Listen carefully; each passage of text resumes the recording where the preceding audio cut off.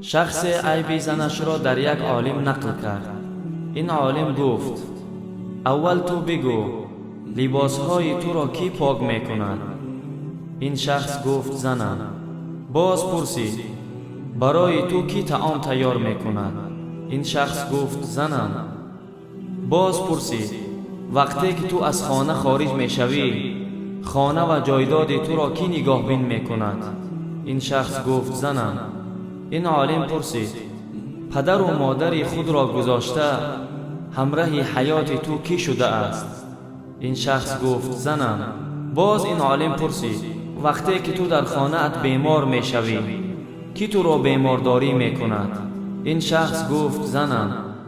پس این عالم پرسید: آیا زنت برای این همه کار مبلغی از تو پرسیده است؟ این شخص گفت: نه، نپرسیده است. این عالم گفت: یک عیب زنت را دیدی اما این همه خوبی ها را ندیدی؟ این شخص خجالت شد و خاموش از جایش برخاست و رفت. وقتی که زنها یک خطایی میکنند ما به آنها 10 سخن بد میگوییم، اما هیچ وقت در کارهای خوبشان آنها را تعریف نمیکنیم. حالا اینکه دین اسلام معامله خوب با زنها را ترغیب و درس میدهد. پیغمبر صلی الله علیه و سلم فرمودند که از شما بهترین شخص همان است که برای زنهایشان بهترین باشند.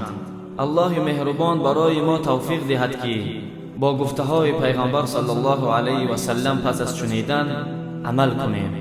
آمین. برادران عزیز، این نوار را نشر کنید، زیرا اینکه سخنان خوب را برای دیگران رسانیدن صدقه جاریه است. والسلام علیکم و رحمت الله و برکاته.